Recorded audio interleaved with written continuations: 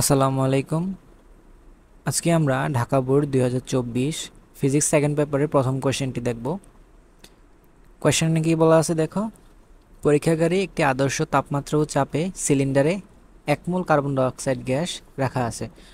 পরীক্ষা সম্পন্নের এক পর্যায়ে শিক্ষক শিক্ষার্থীদের বললেন, রুদ্ধতাপীয় প্রক্রিয়ায় গ্যাসের আয়তন 2 গুণ করতে সমস্ত প্রক্রিয়ার তুলনায় কম কাজ করতে হবে। সো এটা স্যারের একটা স্টেটমেন্ট।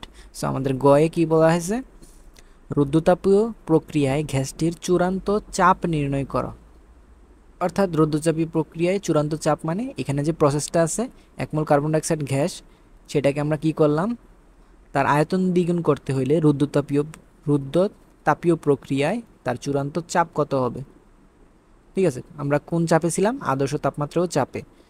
সো আমরা যদি হিসাব করি, রুদ্ধতাপীয় প্রক্রিয়ার ক্ষেত্রে আমাদের চাপ এবং ভলিউমের ভিতরে সম্পর্ক লাগবে। সো আমরা জানি P1 V1 to the power gamma is equals to P2 V to the power gamma.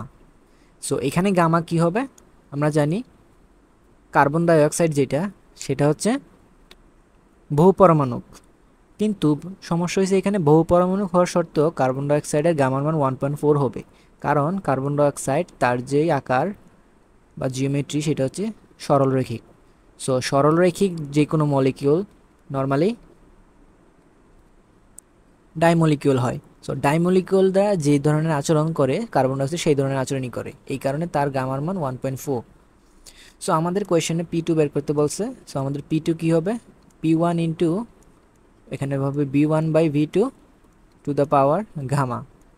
So আমাদের P1 কত, P1 হচ্ছে আদর্শ চাপ, আমরা ধরো 1 ATM ধরলাম। So 1 ATM into V1 V2, আমাদের আয়তন কি করতে বলছে, দ্বিগুণ করতে বলছে। সো আদি আয়তন যদি হয় V0, এখন আয়তন কত হবে, 2V0 হবে। So two the power 1.4। So আমরা যদি এখন ক্যালকুলেশন করি, ক্যালকুলেশনের অ্যান্সার হবে 0.3789 অ্যাটমসফিয়ার। ঠিক আছে, আমরা গ গেল। ঘতে দেখি কি বলছে আমাদের, শিক্ষকের বক্তব্য যথার্থ ছিল কিনা।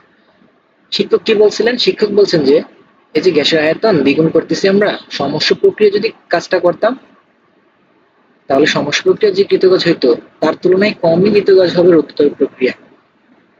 ঠিক আছে, সো প্রথমে আমরা রুদ্ধতাপ প্রক্রিয়ার ক্ষেত্রে কৃতকাজ বের করি। রুদ্ধ প্রক্রিয়ার কৃতকাজের ইকুয়েশন কি, W is equals to NR T2 T1 minus T2 gamma minus 1। তুমি যদি উপরে T2 minus T1 লেখো তাহলে 1 minus gamma হবে নিচে।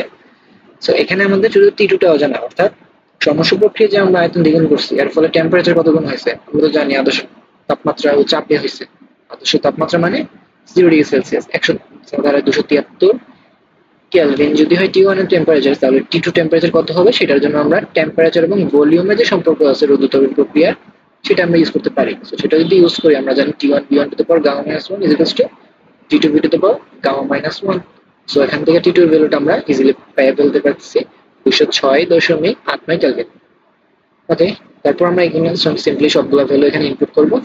ইনপুট করলে আমাদের রেজাল্ট বের হবে 1374 জুল।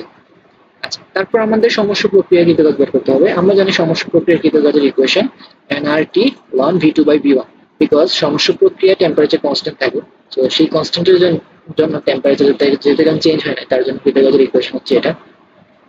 এখানে শুধু মাত্র আমাদের অজানা, আচ্ছা আমাদের এখানে অজানা কিন্তু কোনোটাই নাই, কারণ সবগুলাই তো আমরা ভ্যালু জানি, V1 V2 সবগুলো তো জানি আমরা। তো সবগুলো যদি আমরা এখানে বসাই দেই 1573 জুল আসে। এখানে আমাদের টি এর মান কত হবে, 273°C, সরি 273 কেলভিন হবে, বিকজ আদর্শ তাপমাত্রা সমস্ত প্রক্রিয়া যেটা হবে সেটাও তো আদর্শ তাপমাত্রাই হবে। আর যেহেতু সেটা সমস্ত প্রক্রিয়া, 273 কেলভিন প্রথমে যা ছিল পরে কি তাই থাকবে।